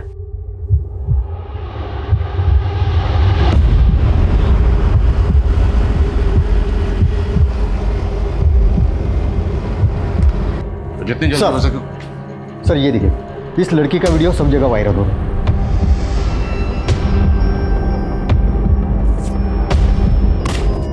एक बात होता है, ये लड़की को उठाने आए थे, लड़की ने मना किया होगा और गोली मार दी। सर लड़की जब वैन से निकली तब उसका पर्स और मोबाइल उसके पास नहीं था, वैन में ही रह गया। अगर होता तो पहचान करने में आसानी होती। अब आसान हो या मुश्किल, शिनाख्त तो करनी होगी ना। जी सर। ये तस्वीर उस एरिया में सब जगह सर्कुलेट करो। आई एम श्योर कोई ना कोई इस लड़की को जरूर पहचानता होगा। Yes sir. ये शूटआउट जो बीच सड़क में हुआ एक सीसीटीवी कैमरा में कैप्चर तो हुआ, लेकिन सही हाथों में पहुंचने की जगह ये क्लिप एक स्मार्टफोन से दूसरे स्मार्टफोन के चक्कर लगाती रही। शूटआउट में मची अफरा तफरी ने क्राइम सीन को कॉन्टामिनेट कर दिया था।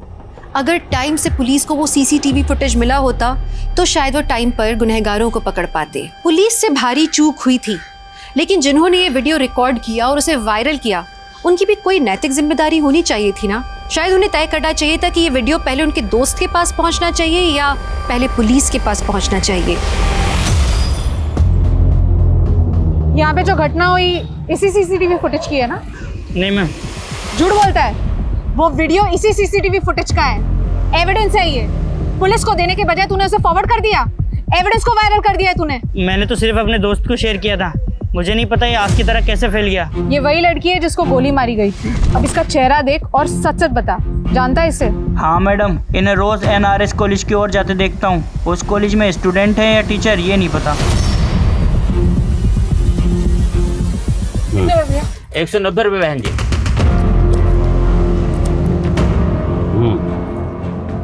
अरे ओ बहन जी, अपने छुट्टे पैसे तो लेके जाइए।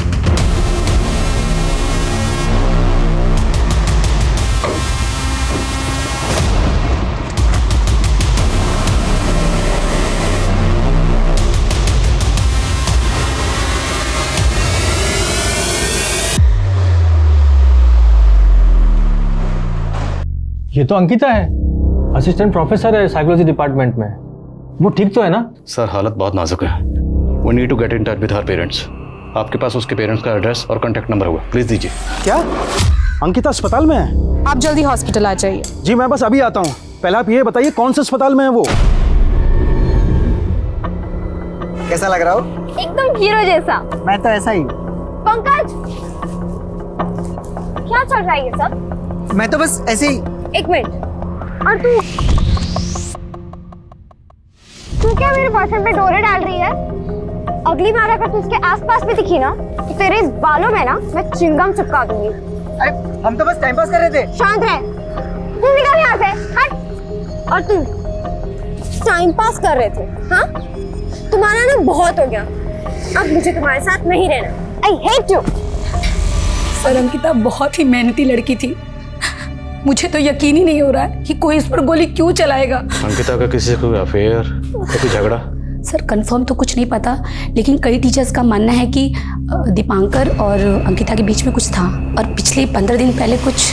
बस मुझे जो कहना था मैंने कह दिया है, अब आइंदा से तुम ऐसा कुछ नहीं करोगे। सर मैंने अंकिता को इतने गुस्से में पहले कभी नहीं देखा। ज़रूर दीपांकर ने कुछ गलत किया होगा। मैंने अंकिता से बात करने की कोशिश भी की पर उसने टाल दिया। सर वो प्रोफेसर दीपांकर।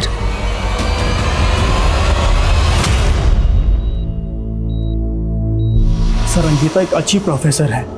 शुरुआत में स्टूडेंट उसे काफ़ी तंग करते थे, लेकिन उसने उन्हें बहुत प्यार से समझाया।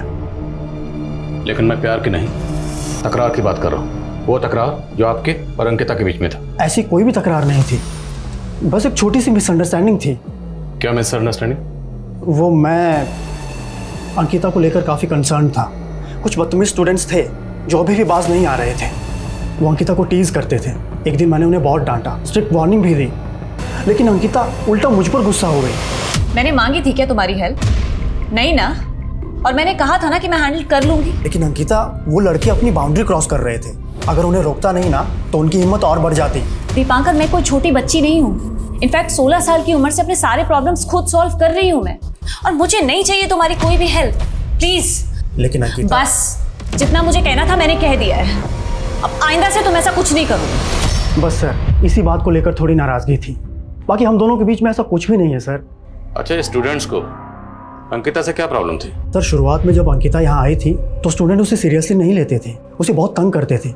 लेकिन अंकिता ने बहुत प्यार से सारी सिचुएशन को टैकल किया। जो उसे चिढ़ाते थे बाद में वही स्टूडेंट उसके फैन बन गए थे सर।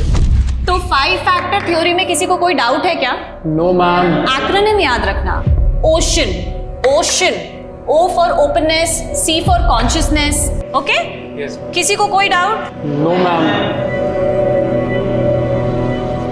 सर अंकिता सबकी फेवरेट बन गई थी। इस प्रोफेसर की बातों पर मुझे बिल्कुल यकीन नहीं है। डिटेल्स निकलाओ इसकी। Okay sir. सर अंकिता से काफी प्रोफेसर्स जलते होंगे। एक तो 10-15 साल छोटी लड़की और स्टूडेंट्स के बीच में ज्यादा पॉपुलर और सैलरी भी उनके जितना कमा रही थी। सो दैट डजंट मीन कि कोई इसको गोली मार दे। सबकी डिटेल्स निकलाओ, पियान, लाइब्रेरी क्लर्क, सबसे बात करो। Okay sir. सर अंकिता जिन लोगों के लेक्चर्स ले रही थी उन सब से भी बात कर रहे हैं, उन सबकी डिटेल्स निकलवाइए। और अंकिता के साथ जो दूसरी लड़की थी उसके बारे में जल्द से जल्द पता करो, वो इस केस की अहम कड़ी साबित हो सकती है। Okay sir. Sorry, please please Ankita.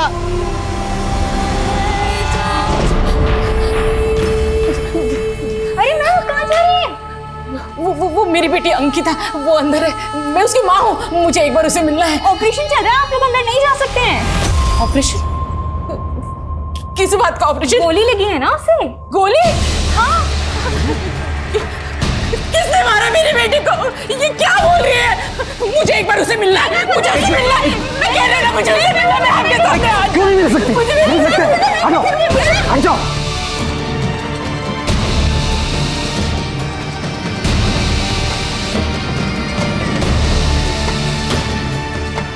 Gayatri, Gayatri, Gayatri.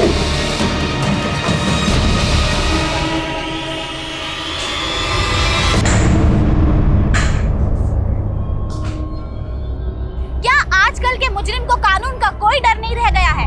हमारे विश्वसनीय सूत्रों के अनुसार जो खबर आई है उसमें अभी जो लड़की मौत और जिंदगी के बीच में झूल रही है उसका नाम अंकिता सिंह है। अंकिता? दीदी सब पूरी प्लानिंग की गई थी। नंबर प्लेट भी फेक लगाया हुआ था। असली नंबर के आखिरी 3 डिजिट 031 दिखाई दे रहे हैं सर। जितने भी गाड़ियों के लास्ट डिजिट 031 है, सबकी स्कैनिंग करो। 1 मिनट, गाड़ी की नंबर प्लेट के साथ छेड़खानी की गई है, तो हो सकता है 08 हो। जितनी भी गाड़ियों के लास्ट डिजिट 031, 831 है, सबकी स्कैनिंग करो। Okay sir.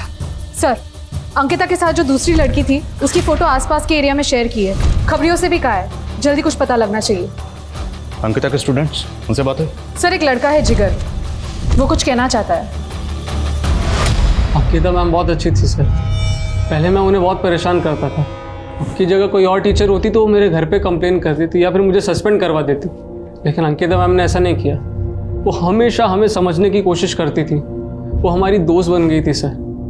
हमारी क्लास का हर स्टूडेंट मैम से कुछ भी शेयर कर सकता था। वो मैम, मैं आपसे कुछ कहना चाहता था। हाँ बोलो जिगर। वो मैम, जिगर टेक योर टाइम, कोई जल्दी नहीं है, आराम से बताओ। हाँ तुम पहले बैठो बैठो।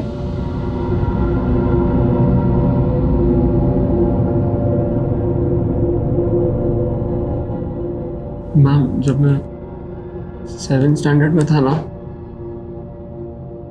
तो मुझे ना बोर्डिंग स्कूल भेजा गया था। वहाँ एक दिन ना मेरे जो सीनियर स्टूडेंट्स थे वो रात को मेरे कमरे में आ गए और फिर मेरे कपड़े फाड़ दिए। और जिगर तुम बहुत ब्रेव हो जिगर, बहुत ब्रेव हो। एक बात मानोगे मेरी? ये बात अपनी फैमिली से शेयर करो। अगर अपनी फैमिली से छुपाओगे ना तो अंदर ही अंदर घुटते रहोगे। You have to release yourself from the trauma. और मैं अकेला नहीं हूँ सर। आप मैम का ब्लॉग पढ़ेंगे तो आपको कई सारे स्टूडेंट्स की ऐसी स्टोरीज मिलेगी। मैम हमारे नाम बदलकर हमारी स्टोरीज अपने ब्लॉग पर शेयर करती थी ताकि दूसरे स्टूडेंट्स उसे पढ़ के मोटिवेट हो सकें और अपने अंदर के फियर से फाइट कर सकें। कौन सा ब्लॉग?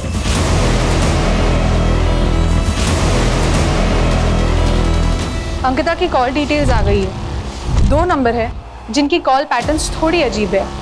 एक है पंकज त्यागी। इस नंबर पर पिछले 1 हफ्ते में अंकिता ने 11 बार कॉल किए हैं। और वो दूसरा नंबर?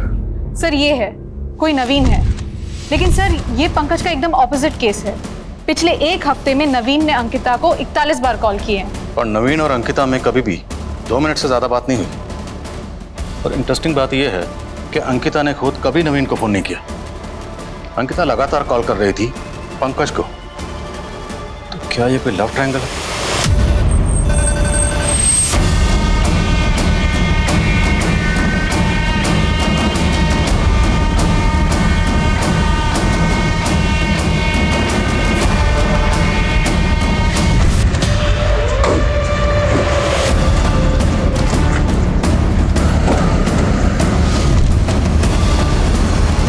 अंकिता ने अपने ब्लॉग पर 5 स्टोरी शेयर की। पहली स्टोरी एक ऐसे लड़के की है जैसे मोलेस्ट किया गया। अंकिता ने उसकी स्टोरी उसका नाम बदलकर शेयर किया। But we know who this guy is. Jigar. सर, इन कहानियों का अंकिता पे गोली लगने से क्या कनेक्शन हो सकता है? अंकिता सोशली एक्टिव थी। वो स्टूडेंट्स पर होने वाले जुर्म से पर्दा उठा रही थी। हो सकता है उसने किसी अब्यूजर को बेनकाब किया हो और जिसे बेनकाब किया उसी ने अंकिता पर हमला किया। सर, जिगर ने तो अपनी कहानी आके हमें खुद बता दी, लेकिन हम बाकी के सारे स्टूडेंट्स से कैसे बात करेंगे? अंकिता तो अपने ब्लॉग में रियल नाम यूज करती नहीं थी। हमें स्टूडेंट्स से मिलकर उनको कन्विंस करना पड़ेगा। अब ये सेकंड स्टोरी देखो। जयंती नाम की लड़की की है जिसे उसका फादर ही मोलेस्ट कर रहा था। जयंती की कहानी काफ़ी दुखद थी, लेकिन वो अब अपने पिता के चंगुल से आज़ाद है। उसकी माँ ने अपनी बेटी पर विश्वास किया और अपने पति से अलग हो गई। अंधेरा कितना ही गहरा क्यों ना हो, पर रोशनी को रोक नहीं सकता। ज़रूरत है बस कोशिश करने की। और तीसरी स्टोरी एक ऐसी लड़की की है जिसे ब्लैकमेल करके सेक्स ट्रेड में धकेला गया, लेकिन अंकिता ने उसे कोई नाम नहीं दिया। ऑनलाइन डेटिंग के जाल में एक लड़की बुरी तरह फंस गई। उसके पार्टनर ने उसका वीडियो बना लिया था और उसे ब्लैकमेल कर रहा था। अपनी अय्याशी के लिए उसका सौदा कर रहा था। मैं इस लड़की को आज़ाद करवा कर रहूंगी। सर, अंकिता तो आउट ऑफ द वे जाके सबकी मदद कर रही थी। जाहिर सी बात है, इस नेक काम में उसने कई दुश्मन बनाए होंगे और हो सकता है अंकिता पर हमला उन्हीं में से किसी ने किया हो। सर, हमें अंकिता के सारे स्टूडेंट से बात करनी होगी और उनसे जानना होगा कि अंकिता उनकी प्रॉब्लम सॉल्व करने के लिए एक्शन क्या ले रही है। करेक्ट। जिगर से कहो सब स्टूडेंट को इकट्ठा करें। मैं उनसे पर्सनली बात करूंगा। सर। हेलो सर, गोली चलाने वाले जिस कार में फरार हुए थे, हमें वो कार मिल गई है। हाईवे से थोड़ा दूर लवारिश पड़ी मिली। वहाँ हाईवे पर आसपास कोई सीसीटीवी है? नहीं सर, लेकिन एक आई विटनेस मिला है सर, जिसने इसी गाड़ी में से 2 आदमियों को उतरकर बाइक पर जाते हुए देखा है, लेकिन वो बाइक का नंबर नहीं देख पाया। मैंने खबरियों को बाइक की तलाश में लगा दिया सर। इतना तो तय है कि अंकिता पर यह हमला बदला लेने के लिए किया गया था। सर्च करते रहो। आज की डिजिटल दुनिया में 4G 5G की स्पीड से भाग रहे हम। दुनिया बहुत तेज हो गई है, लेकिन दूसरों के लिए वक्त नहीं है हमारे पास। किसी की तकलीफ समझना, किसी के लिए मदद का हाथ बढ़ाना, करना तो हम सब ये चाहते हैं, करना भी चाहिए, पर वास्तव में क्या हम ये करते हैं? अंकिता एक ऐसी अनोखी लड़की थी जो सिर्फ खुद के लिए नहीं जीती थी। उसे दूसरों के दर्द का एहसास था। उसे कोई क्यों दर्द पहुंचाना चाहेगा? कोई उस पे जानलेवा हमला क्यों करेगा? सवाल कई सारे थे। अंकिता की जिंदगी से जुड़े कई सारे राज अभी खुलने वाले थे।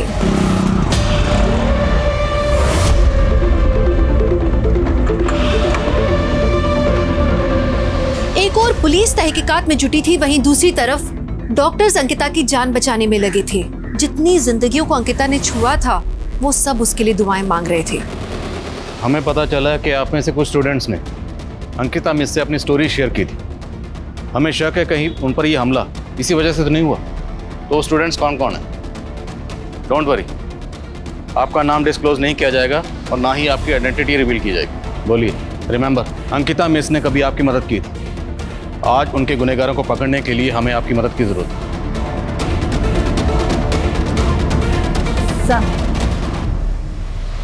लड़की ने पेरेंट्स ने हॉस्पिटल में हंगामा खड़ा कर दिया है। तेरी वजह से। Excuse me ma'am. हाँ मैम, मेरा नाम मीतू है। मेरे फादर को उनके किए की सज़ा दिलवाई थी अंकिता मैम ने। मैम, कहीं मेरे फादर ने तो अंकिता मैम पर हमला नहीं करवाया? आई एम नॉट श्योर, पर जिसने भी करवाया है उसको उसके किए की सज़ा ज़रूर मिलनी चाहिए। आपको अपने बेटे पर शक क्यों? क्योंकि इसी की बेवकूफ़ी की सजा भुगत रही है हमारी अंकिता। आई एम सॉरी पापा, आई एम सॉरी। विमल, अंकिता पर हमला किसने किया था तुम जानते हो? जी, हम कॉलेज के दोस्त मिलकर ये सब करते थे। पैसों के लिए छोटी मोटी रॉबरी और बाइक लूटते थे। जब ये बात अंकिता दीदी को पता चली तो उन्होंने पुलिस में कंप्लेन कर दी। हम सब माइनर थे इसलिए जुवेनाइल होम भेजे गए। मैंने अंकिता दीदी से वादा किया था मैं ये काम दोबारा कभी नहीं करूँगा, मगर मोनू वो दीदी पर गुस्सा था और जुवेनाइल होम से भाग गया, कभी पकड़ा नहीं गया सर। तो ये हमला मोनू ने किया? हाँ सर, उसी ने किया होगा। कहाँ मिलेगा मोनू? पता नहीं सर, मोबाइल भी बंद करके बैठा है। लेकिन हमारा एक और दोस्त है गोलू, वो जानता होगा कि वो कहाँ पर है। गोलू का एड्रेस है? हाँ सर। एड्रेस है बोलो। सर, अंकिता ने जिन जिन लोगों की मदद की थी सबने आकर अपनी डिटेल्स दे दी है, सिवाय वो बेनाम लड़की। वो अब तक सामने नहीं आई है जिसे अंकिता सेक्स ट्रेड से बचाना चाहती थी। तो फिर वो लड़की कौन हो सकती है?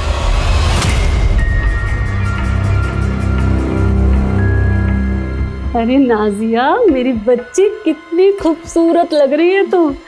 अरे बहुत ही खुशकिस्मत है जो इतने बड़े और पैसे वाले घर में तेरा रिश्ता हुआ है। तू तो बस अपने शौहर और उसके घर वालों को खुश रखना। अरे सुनो। हाँ सब, इस लड़की को तुमने ऑटो से छोड़ा था? हाँ सब, इस लड़की को तो मैंने छोड़ा था वहाँ। लेके चलो मुझे वहाँ, चलो।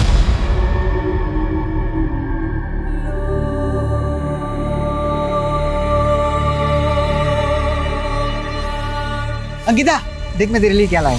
फिर क्या है? खोल के तो देख।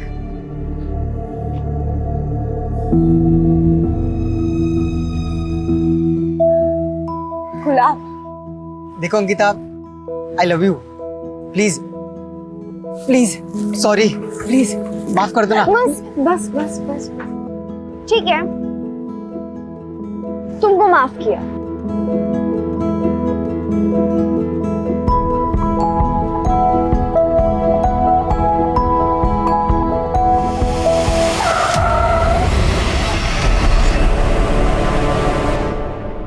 सर, मैं डर गई थी। क्या तुमने देखा कि गोलियां किसने चलाई? सर, जिसने गोली चलाई थी उसका मुंह ढका हुआ था, लेकिन उसके एक हाथ में उसने ब्रेसलेट पहना था जिस पे सनम लिखा था और कुछ उर्दू से भी छपा हुआ था। बोल। सर, मोनू ने मुझे बोला था अंकिता दीदी का रूटीन निकालने को। मोनू ने हमला किया अंकिता पे? मुझे इस बारे में कुछ नहीं पता सर। मैंने उससे पूछा भी था कि तू क्या प्लान कर रहा है, पर उसने मुझे कुछ नहीं बताया।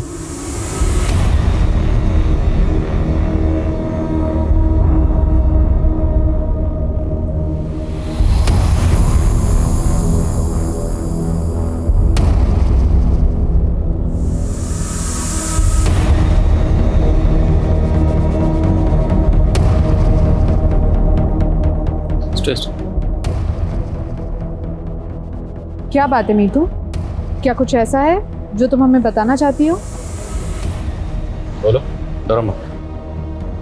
मैम, अंकिता मैम ने हमसे अपना एक सीक्रेट शेयर किया था।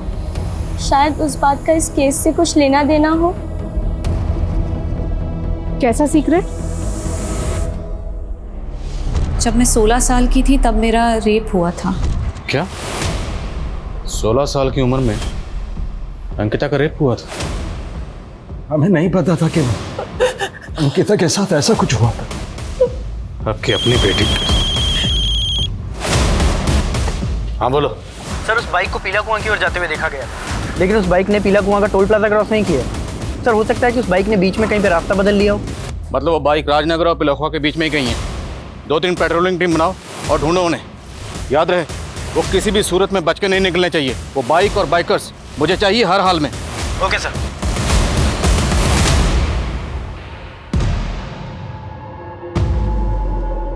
कौन बोल रहा? सर, मैं वही गुमनाम लड़की हूँ जिसकी कहानी आपने अंकिता मैम के ब्लॉग पर पढ़ी थी। गोविंद नगर पुलिस स्टेशन में अंकिता मैम ने रिपोर्ट दर्ज करवाई थी मेरे लिए। आपको वहाँ से सारी डिटेल मिल जाएगी। आपको ब्लैकमेल कौन कर रहा था? वो कॉलेज का एक नेता था, वीरेंद्र प्रताप उर्फ अज्जू सिंह। मैं और कुछ नहीं कह सकती, पर आप अंकिता मैम के गुनहगार को जरूर सजा दिलवाइएगा।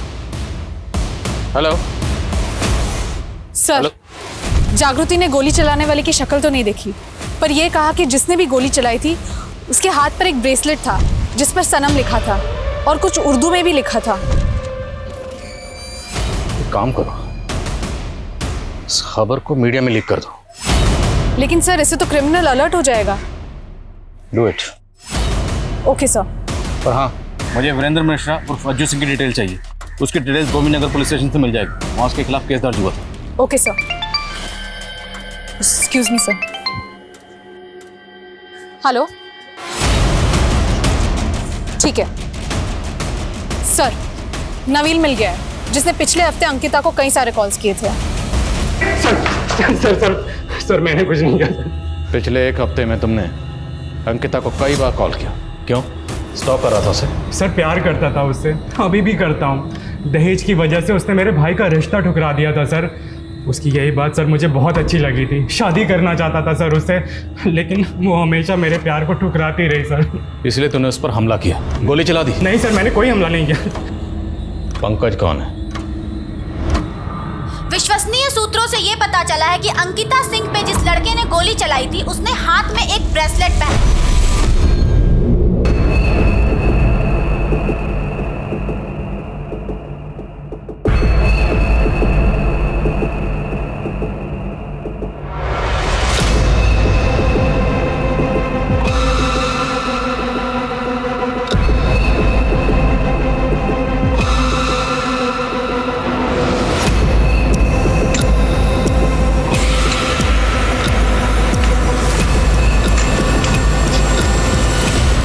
पिछले हफ्ते में अंकिता ने आपको कई बार कॉल किया। अंकिता और आपके बीच में क्या रिश्ता?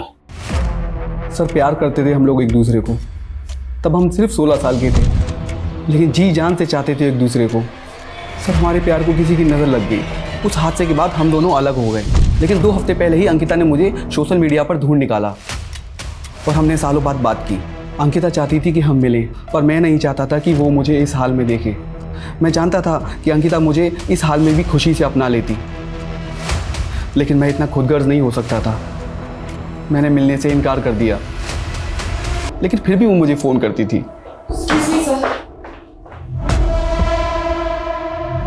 हेलो,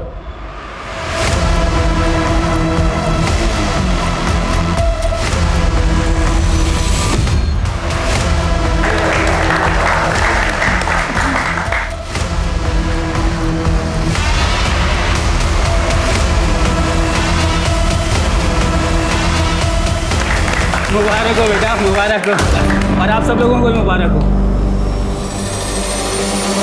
मंगनी के इस पाक मौके पर तुम लोगों का क्या काम? और क्या तुम जानते नहीं आज मेरे भतीजे की मंगनी हो रही है? चाचा जी दफा करें इन्हें। और तुम अंदर कैसे चले आए? किसने बुलाया तुम्हें? मैंने ही पुलिस को बुलाया है फारूक। नाजिया तुमने? मैं तुम जैसे इंसान से कभी मंगनी नहीं करूंगी। अंकिता सिंह पे जिस लड़के ने गोली चलाई थी उसने हाथ में एक ब्रेसलेट पहना था और उस ब्रेसलेट पे सनम लिखा था और उर्दू वर्ड के कुछ अल्फाज लिखे हुए थे। अगर आप में से किसी ने भी ऐसे व्यक्ति को देखा हो जिसने ऐसा कोई ब्रेसलेट पहना हो तो कृपया जो नीचे दिए गए नंबर है उस पर कॉन्टेक्ट करें।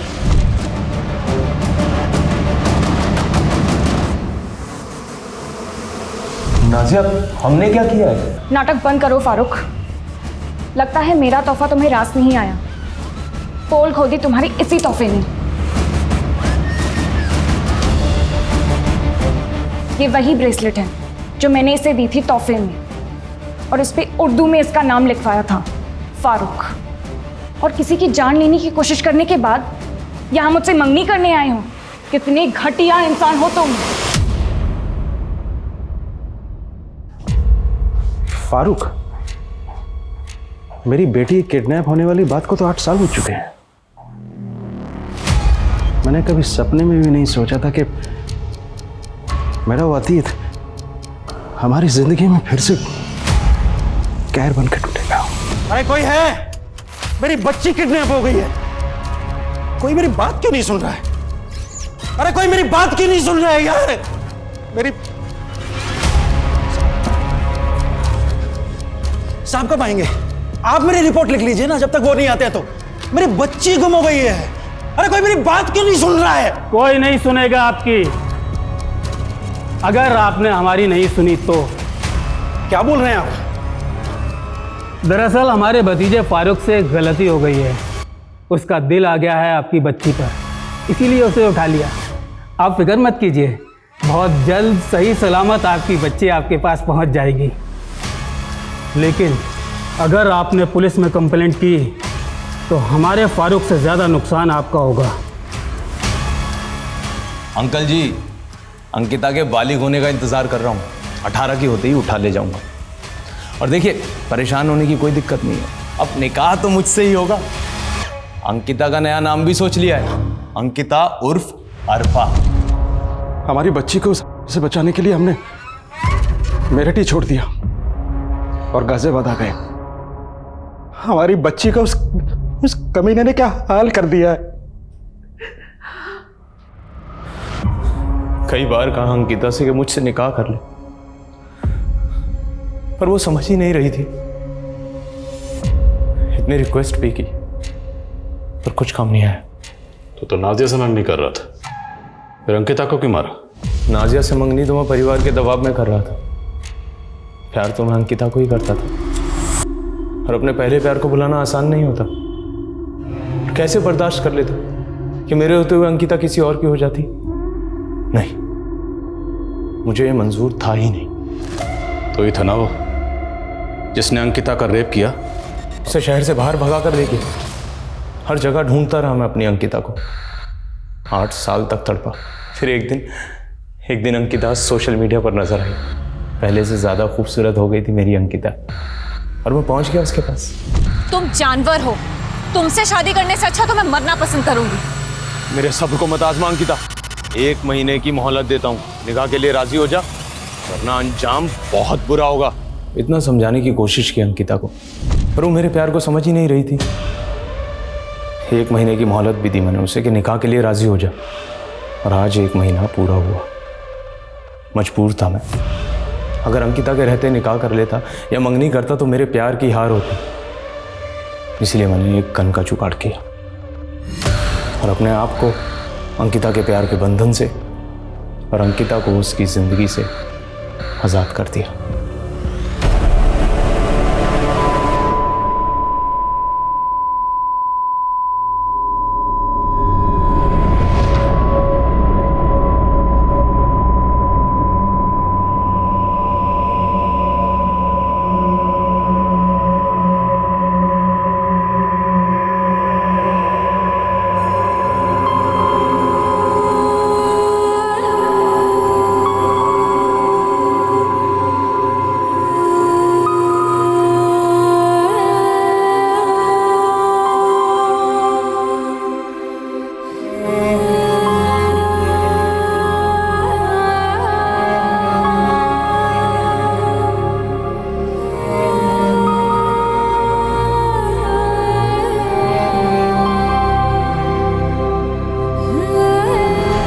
मेरी नहीं हो सकती तो मैं उसे किसी और की भी नहीं होने दूंगा।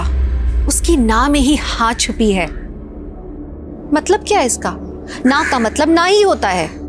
लेकिन हमने अक्सर ये लाइनें फिल्मों में सुनी है, तालियां भी बजाई हैं सुन के। लेकिन कहीं ना कहीं यही डायलॉग्स हमारे समाज में मर्दों की सोच बताते हैं। एक लड़की की ना एक लड़के के लिए ईगो इशू क्यों बन जाती है? एक लड़की की मर्जी, उसकी पसंद नापसंद मायने क्यों नहीं रखती? ये सवाल पूछना जरूरी है, इसका जवाब जानना जरूरी है। हमें मानना होगा कहीं ना कहीं हम अपनी परवरिश में चूक रहे हैं। बच्चे अपने आसपास के माहौल से, अपने घर से ही ये सब सीखते हैं। जब बच्चे अपने से बड़ों में देखते हैं बात बात पे लड़ना, जिद करना, लड़कियों पे भद्दे कमेंट्स करना, लड़कियों का मजाक उड़ाना, उन्हें लगता है कि ये नॉर्मल है, मर्दों का ऐसा ही बिहेवियर होना चाहिए। और यहीं से हम गलत परवरिश की शुरुआत करते हैं। एक माँ, एक बहन, एक फीमेल कॉलीग या आपकी दोस्त, वो सब इस समाज में एक बहुत अहम भूमिका निभाते हैं। उनका अपना एक वजूद है and they deserve your respect. औरत को देवी मत मानिए, इंसान मानिए।